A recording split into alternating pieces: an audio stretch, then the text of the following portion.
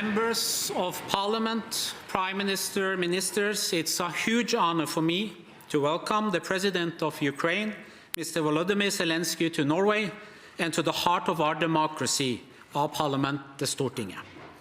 Only 3 times since World War II have we allowed distinguished guests from abroad to address some members of Parliament and government in this chamber. One of them was Winston Churchill in 1948. The last occasion was when you spoke to us last year. Now you are here again. This says much about how highly we value your leadership and the courage of your people. Mr. President, last year I visited Ukraine. It made a deep impression on me to meet a local priest in the town of Bucha. He had conducted 400 funerals in 2 weeks.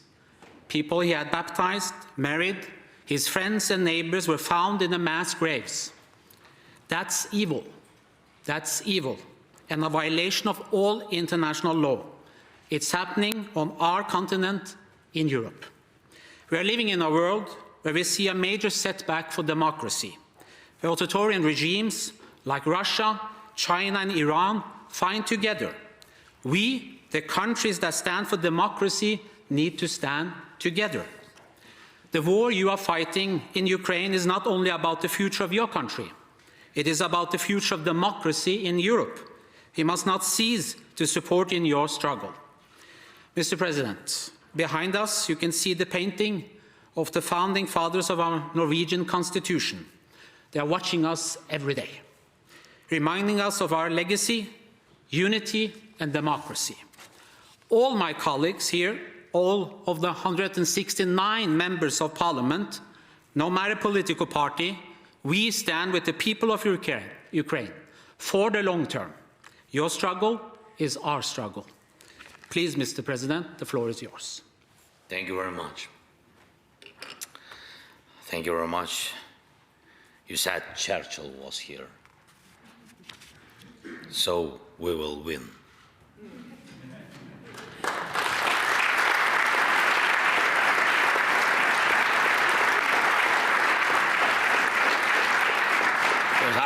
Because I think that this is because enemy is the same.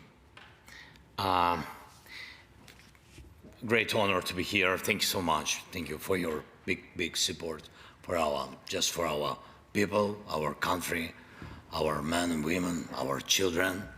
They are very strong. Thank you so much. They are strong because we have such strong friends, Norway. Thank you so much.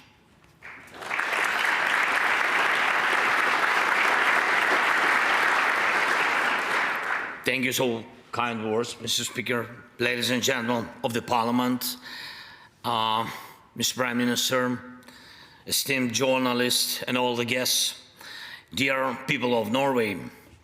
It's an honor to address the Norwegian Parliament and people for the second time, and now in person. And I'm here to personally thank you for the incredible support Norway has given Ukraine. Protecting against aggression is always about saving lives, lives that could be lost to an enemy's destruction, cruelty and deportation. And we are saving lives together with you, and thanks to you, thank you again, Norway. Thank you very much. This is to you. Thanks so much. And I'm reminded of a phrase well known in Norway that resonates, I think resonates with our feelings, especially on February 24th, why it wasn't a triumph of Russian aggression, but of the unity of different countries and people for freedom. The phrase goes, sure, we were not many, but we were enough. And it's so true.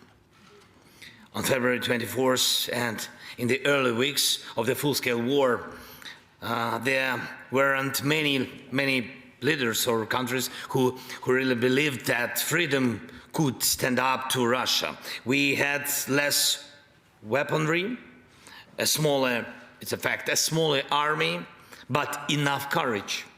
And we stood firm. The world eventually understood who we are and who is with us. And Norway did not hesitate and stood with us from the first hours with your hearts. The most important, with your hearts, with your minds and aid. And there weren't many at the time, but we were enough to change the world, enough to make the world believe in power of freedom and hope for victories in such cruel war. Ladies and gentlemen, people of Norway, I had addressed you for the first time on the 35th day of full-scale war. Today is the 658th day. Yes, and it's been a colossal way, but we still have a way to go to protect freedom and ensure our people's and Europe's security. We need the world's attention and support now as much as ever. Why? Because while we now have effective weapons, we will lack enough to fight this war on conditions of freedom, not those dictated by the enemy. The world majority now sees Russian aggression as a crime, but Putin has found bodies in Iran and North Korea receiving weapons that kill our people. Unfortunately, dictatorships supply Russia more regularly than many democracies supply Ukraine. 1 million artillery shells from Pyongyang to Putin. It's happening, and I thank everyone in Europe who helps us withstand this pressure and supports us precisely as needed, enough to protect freedom and rules-based world order. We now know how to inflict painful losses on Russia, which might eventually bring them to a sober reality. But it's the 658th day, and sadly not everyone can stay focused on defending freedom for so long. Yesterday I was in the United States, and you all know the challenges with supporting our defense here in Europe, also the potential weakening or interruption of American leadership is defending the free world inspires dictators at the mere possibility. Putin might enter the new year in high spirits, and it wouldn't be Ukraine's fault. That's why I'm so grateful to you, Norway, to all our partners in the region, and you've maintained your attention on Ukraine, just like at the war's start. You wish for our victory and care about our people's fate. You helped us last winter when Russia tried to destroy our energy infrastructure and make Ukrainians freeze to death.